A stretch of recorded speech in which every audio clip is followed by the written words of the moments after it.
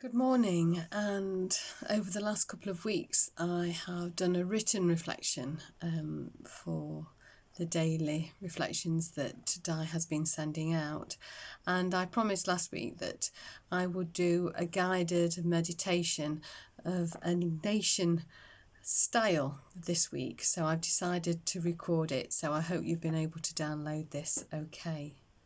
It's one which is suggested in the Spirituality Workbook, which is one that I used when I was at college when we were exploring Ignatian spirituality.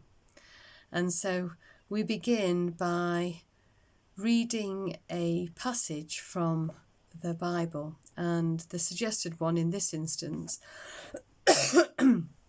is Mark chapter 5 verses 1 to 15. And I will read it through for you, and then maybe if you want to pause the video at this point and either read the passage in a Bible of your own, or maybe put the video back to the beginning and listen to it again, because it does recommend that you read through a particular Bible passage a couple of times at least. But I, in this instance, will just read it through once, and I will stop so that you can pause it if you want, and then carry on. So the reading, as I've said, is from Mark chapter 5, verses 1 to 15. Jesus sends demons into a herd of pigs. So they arrived at the other side of the lake in the region of Gerasenes. When Jesus climbed out of the boat, a man possessed by an evil spirit came out from the cemetery to meet him. This man lived among the burial caves and could no longer be restrained, even with a chain. Whenever he was put into chains and shackles, as often was, he snapped the chains from his wrists and smashed the shackles. No one was strong enough to subdue him. Day and night he wandered among the burial caves and in the hills, howling and cutting himself with sharp stones. When Jesus was still some distance away, the man saw him, ran to meet him, and bowed low before him.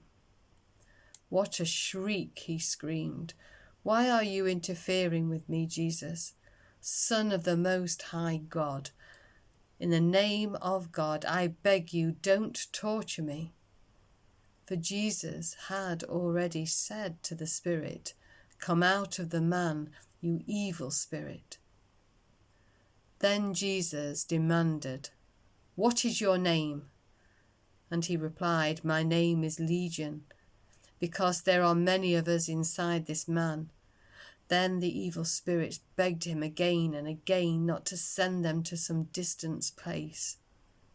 There happened to be a large herd of pigs feeding on the hillside nearby.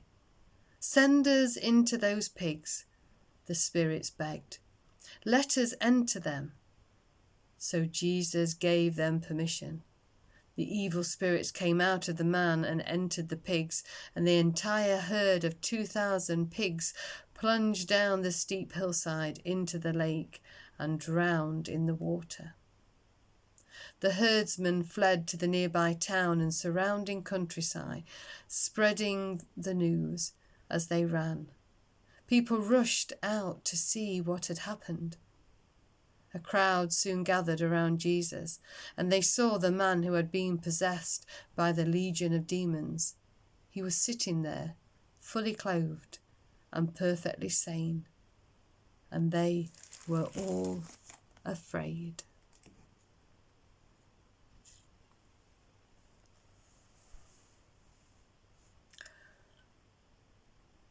What in the details of the story did you particularly notice?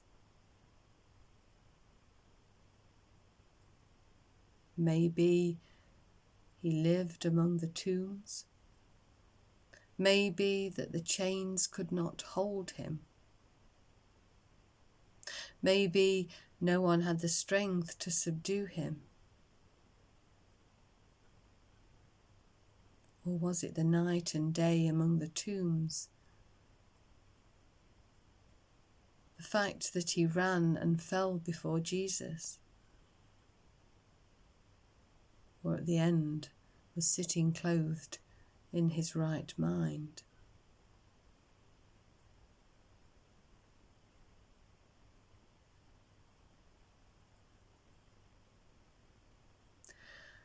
Take a moment to think through the background situation of the passage you have read.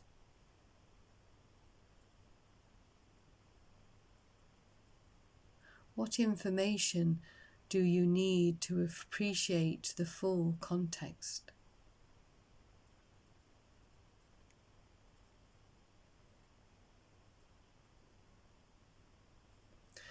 So we begin. Picture the place in your imagination and seek to enter into that story yourself.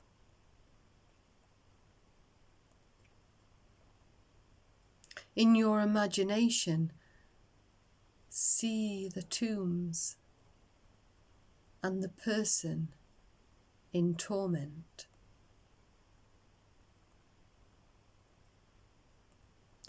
What torments you?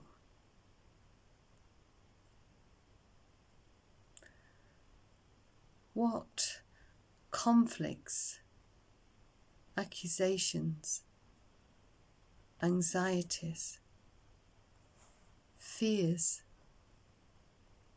temptations, or fantasies arise for you?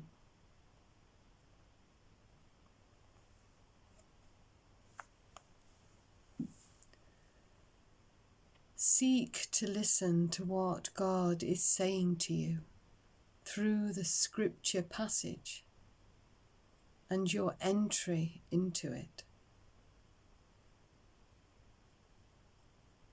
You see Jesus come out of the boat to the man in the tombs.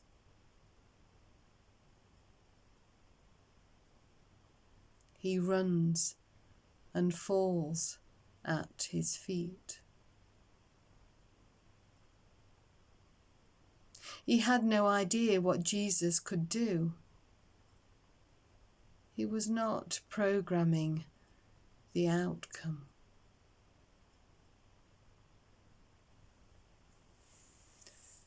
He left the action to Jesus.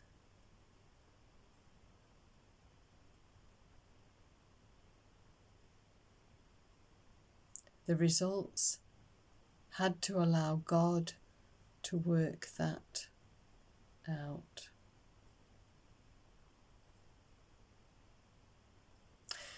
Can you bring some of your own confusion, chaos, noise to Jesus? Approach the Son of the Most High. You can't imagine what he will do. You're not trying to program the outcome which God will choose. You are giving yourself now to Jesus because you want him to choose the way. You want him to show you the way forward.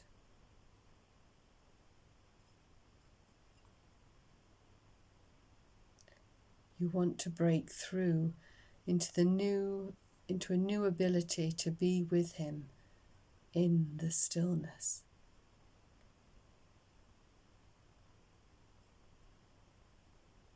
Now stay there at the feet of Jesus for a while. Picture yourself before him, wanting,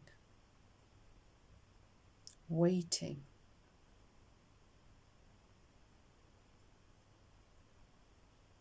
Then receive the touch of Jesus.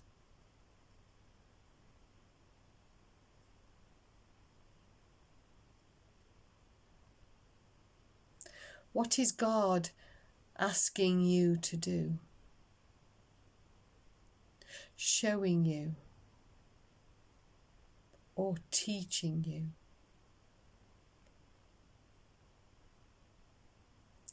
You may or may not understand the implications of it immediately. If so, hold it in your mind and ponder it, or preferably check it out with a friend, a partner, your minister or prayer partner.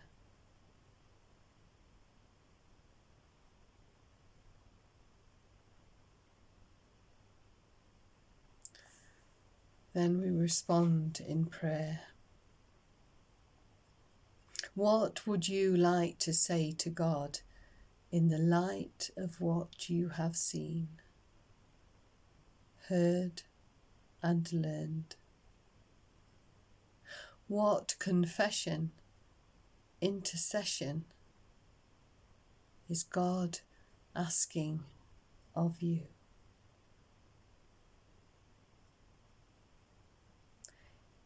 Is there some specific direction in your life which God is giving to you in this moment?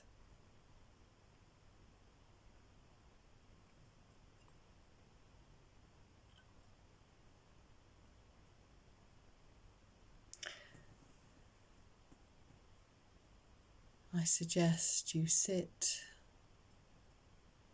and wait and listen in the silence.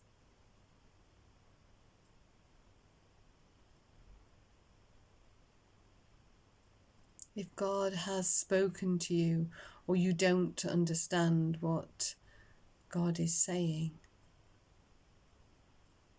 speak to someone. Talk it out with a trusted friend or minister.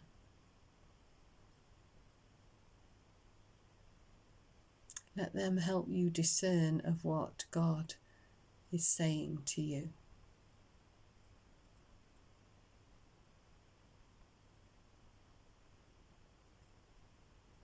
Amen.